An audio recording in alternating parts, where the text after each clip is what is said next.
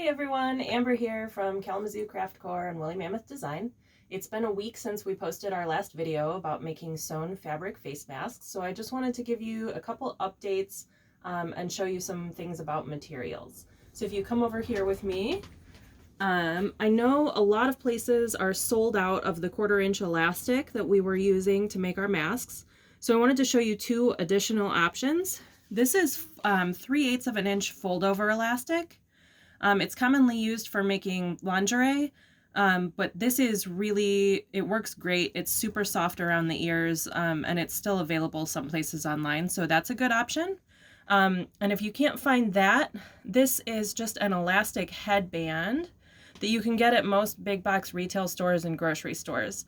If you are going to use these, try to get the ones that are a little bit wider and flatter. You don't want to use narrow rounded hair ties because their small circumference makes it really easy for them to pull out of a seam. So you want these flat hair bands instead of a regular hair tie. Then this right here is 100% polypropylene. It's made for crafting. Lots of reusable shopping bags are made out of this, pillow liners, all sorts of stuff. It turns out that this is actually what's inside regular surgical masks. So this is a really great thing to line our masks with instead of the cotton batting we were using before. It's very breathable, very easy to cut, and as waterproof as really anything can get besides, something solid. So this is what we want to put in our masks now to help keep anyone who's wearing them safe.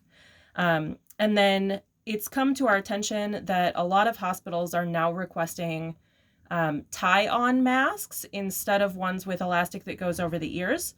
So this video is actually going to show you how to modify our previous pattern to use double fold bias tape instead of the elastic. So this is what double fold elastic looks like in the package.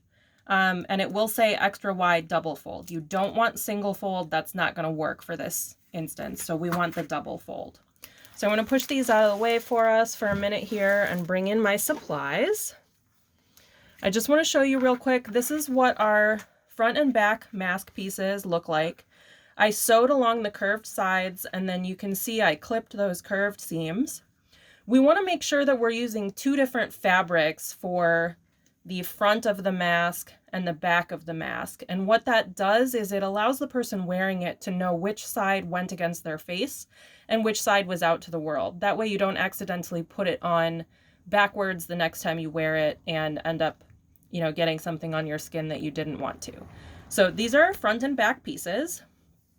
And what you're going to do is open these up and lay them against each other. And then instead of sewing all the way around like we did before, we're going to sew straight across the bottom and straight across the top and then clip this curved seam. So I'm going to put this one over here and show you this is one that I already did that to. So you can see I've sewn all along this edge and all along this edge, and because this guy's curved, I clipped this seam. So what we're going to do next then is take our mask, which is kind of a tube shape, and flip it right side out.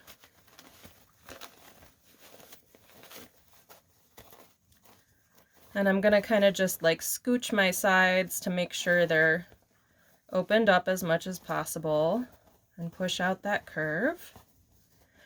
And then I have two pieces of black bias tape here, and I've cut them to 41 inches in length. That seemed to me to be about the minimum that I could use for it to be long enough to tie around most adults' heads. Part of the reason we didn't start out with bias tape when we were doing this was just that it uses so much more length of material than when we were putting the elastic around the ears.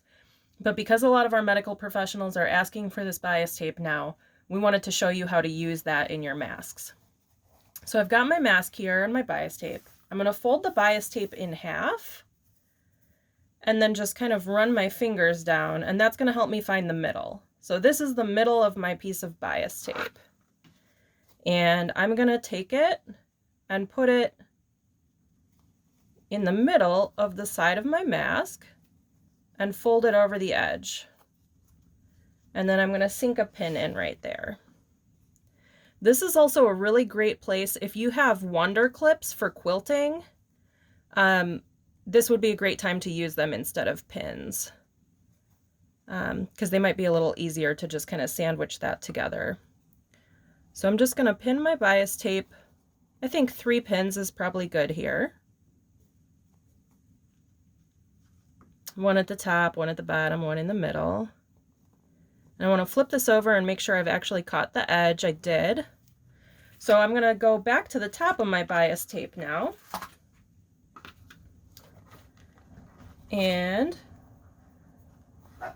I've got my mask off to the side. I'm going to put my foot down and I want to sew right along this open edge of the bias tape, you can see. Oh, hold on, I've got caught there a little bit. Let's start a little further down. Okay, I'm going to go all the way down the edge of this bias tape because I'm stitching the 2 sides together so they don't come loose. And as I go along, I'm going to come right up to my mask here, and I'm going to feed the mask through the machine also. You can take your pins out as you go, or if you feel comfortable, you can sew over them. Usually if your pins are in perpendicular to your edge, your machine won't catch them. So I've gone down the edge of my mask, and now I'm going to just go down the rest of the edge of my bias tape.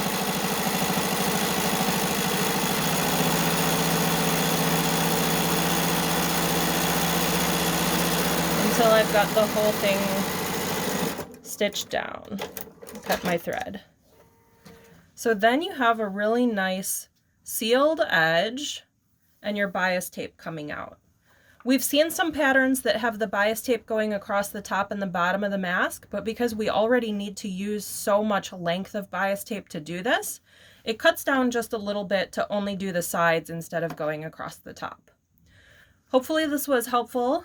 You should be able to make a mask with ties now using our pattern. We're going to link to a PDF pattern that we made at the bottom of our video. And if you want to find us online to ask us any questions or give us a shout out, here's our contact info. Thanks for following along, and we hope to see you again soon.